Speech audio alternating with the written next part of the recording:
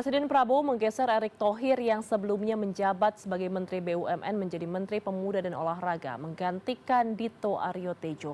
Lantas apakah Erick Thohir yang juga saat ini menjabat sebagai Ketua Umum PSSI merupakan sosok yang tepat mengisi kursi kosong Menteri Pemuda dan Olahraga? Kita akan membahasnya bersama Joko Pekik Irianto, pakar manajemen prestasi olahraga. Selamat sore, Assalamualaikum Pak Joko, apa kabar?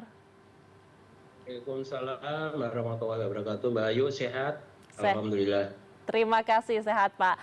Pak Joko, jadi kita membicarakan sosok Erick Thohir. Kita tahu nama ini bukan nama yang baru di dunia olahraga.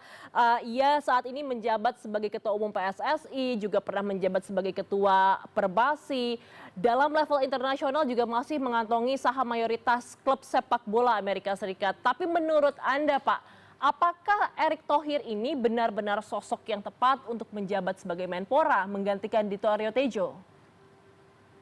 Ya, pertama tentu kami merasa senang dan mengucapkan selamat pada Pak Erick ya, yang telah dipercaya oleh Pak Presiden Prabowo untuk mengisi kekosongan Menpora yang telah ditinggalkan Mas Dito beberapa waktu yang lalu.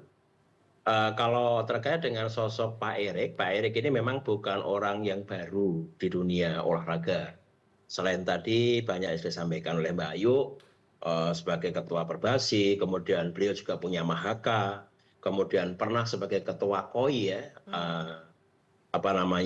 Komite Olimpiade Indonesia, kemudian pernah juga sebagai Chief Demission pada saat Olimpik London tahun 2012.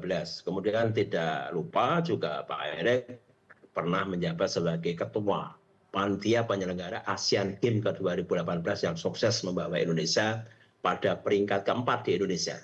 Nah, tentu dengan pengalaman ini kita yakin Pak Erick merupakan salah satu tokoh yang cukup handal lah, yang cukup proper, cukup pantas untuk menduduki posisi Kementerian Pemuda dan Olahraga. Tentu dengan hadirnya Pak Erick di Kementerian Pemuda Olahraga, masyarakat Indonesia berharap prestasi olahraga Indonesia semakin melejit dan masuk pada pentas olahraga dunia. Oke, jadi bisa membawa angin segar juga ya Pak Joko. Tapi yang jadi Ya, sorotan publik Pak Joko, ini masalahnya posisi Erick Thohir sebagai Ketum PSSI ini.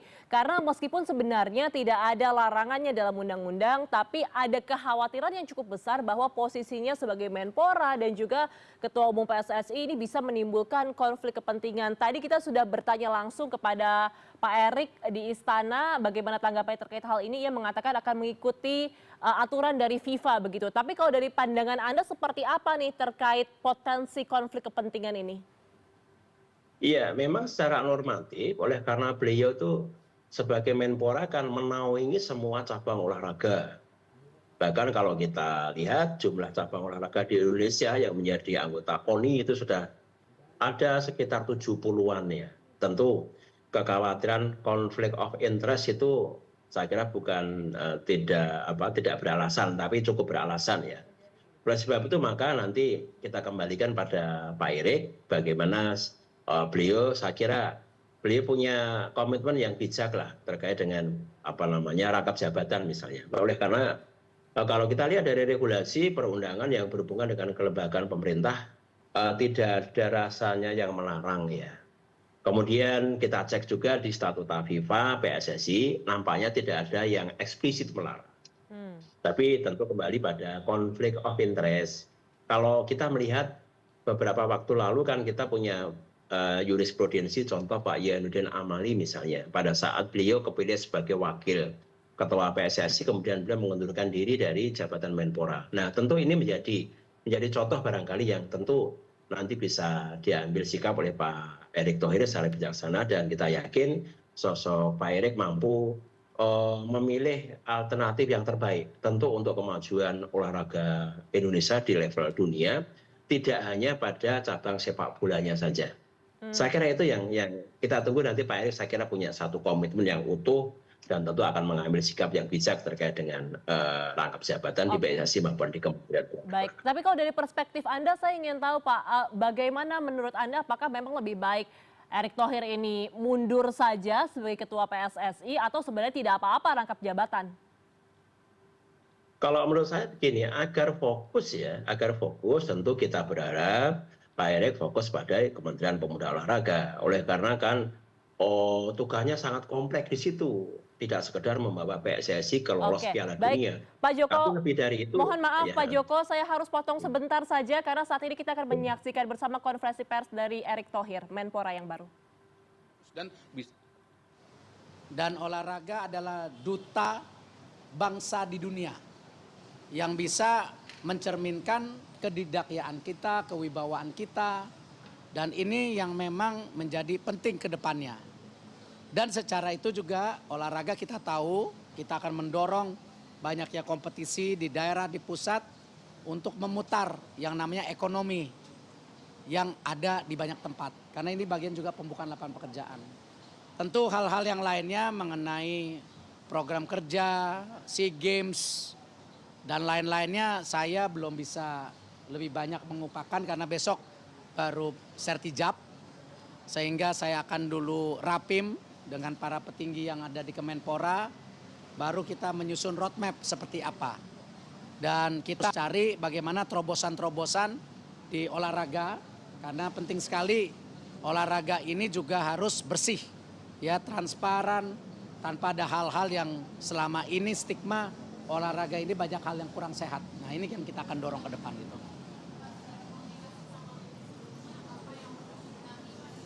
Sudah sama Pak Dito hubungannya baik, bahkan Pak Zainuddin Amali juga hubungannya baik. Jadi rencana besok kita akan diskusi, saya akan mengundang semua bekas Menpora, apakah besok atau minggu depan, untuk kita konsolidasi roadmap. Jangan masing-masing Menpora punya roadmap sendiri-sendiri. Justru kita sama-sama bersepakat roadmap ke depan sampai 2045 seperti apa. Jadi semua yang namanya ex-menteri kita akan undang, kita akan diskusi untuk kebaikan bangsa ini. Gitu. Ya tunggu, ini belum rapim, sabar. Kan ini kita mesti lihat deteksi apa yang selama ini juga menjadi kendala dan lain-lain. Ya saya lihat kan contoh peningkatan kapabilitas pemuda, ya kita harus kerjasama dengan Menteri Dikti, Pak Brian, ya lain-lain. Apakah kita juga membuat balai vokasi, ya bersama tentu Mensos dan lain-lain, supaya program kerja kita jangan sendiri-sendiri. Jadi kita sama-sama coba menciptakan tadi solusi yang dibutuhkan oleh anak muda ke depan untuk terutama pekerjaan gitu.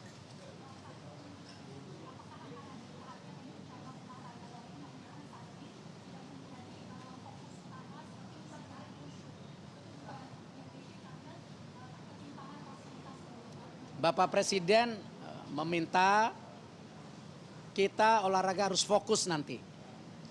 Misalnya saya nggak mau bicara olahraga mana dulu ya, tetapi misalnya tujuan kita olimpiade, olahraga mana yang kita akan fokus ke olimpiade. Lalu posisi PON gimana? Posisi SEA Games gimana? Nah ini semua harus ditata ulang. Bapak Presiden minta benar-benar olahraga dimasyarakatkan, tapi olahraga yang terpenting untuk duta bangsa, mencerminkan kewibawaan kita, dikdaya kita untuk dunia internasional, ini menjadi prioritas. Nah kalau ditanya apa, tunggu, kita harus sama-sama duduk semua gitu. Sama, saya rasa kadang-kadang juga kita bicara di Menteri Pemuda dan Olahraga, pemudinya hilang. Nah kita nggak boleh sama, ya pemuda-pemudi harus menjadi bagian, kita juga mentransformasi masa depan generasi muda. Sama disabilitas, itu bagian terpenting juga, saudara-saudara kita yang punya kelebihan, ya kita harus rangkul. Harus kita berikan proporsional yang tepat gitu.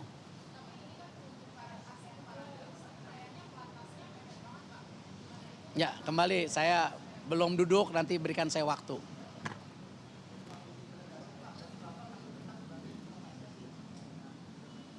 Kita nunggu FIFA, ya kita tunggu surat dari FIFA seperti apa. Saya tidak mau mendahului karena FIFA punya statuta dan aturan.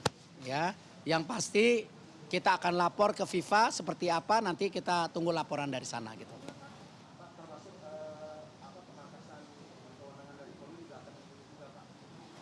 Semua taruh dini karena kan kita nata ulang, ada KONI, ada KOI, ini kan semua saudara. Saudara yang mau bangun olahraga, tinggal bagaimana kita atur permainannya supaya tidak overlapping, masing-masing punya job yang jelas, punya target yang jelas gitu.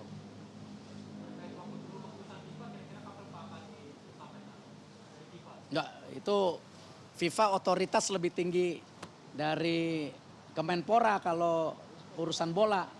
Jadi ya kita tunggu saja gitu. Yang pasti saya sebagai menteri harus melihat semua cabur ini adalah bagian dari pembangunan yang kita akan selaraskan ke depan.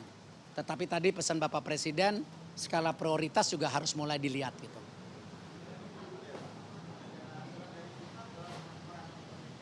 Mekanismenya nanti kita tunggu saja, ya. Hari ini ya. Karena kalau kita lihat sebelumnya sendiri kan saya waktu Menteri BUMN statutanya juga syah. Karena memang dilihat dari track record saya selama ini ada di dunia sepak bola gitu. Tapi saya nggak mau mendului, tunggu biar otoritas di sepak bola internasional yang menilai gitu.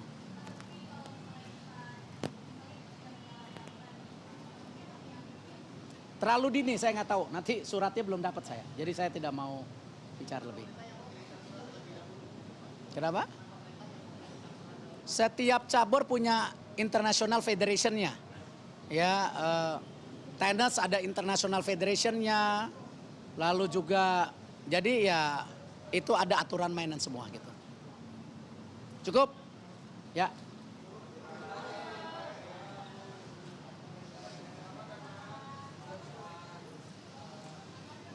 Baru saja Anda menyaksikan konferensi pers dari Menpora Erick Thohir. Ada beberapa poin tadi yang disebutkan bahwa besok baru akan melaksanakan rapim dan juga akan berdialog dengan Menpora sebelumnya untuk mengumpulkan isu-isu dan kekhawatiran mengenai dunia olahraga. Ada satu hal juga yang dibahas mengenai transparansi di dalam dunia olahraga karena ada stigma di Indonesia di dunia olahraganya ini tidak sehat. Saya juga ingin membahas mengenai konferensi pers dan juga pernyataan dari Erick Thohir dengan Pak Joko. Setelah ini pemirsa jangan kemana-mana, tetap bersama kami di CNN Indonesia Newsroom.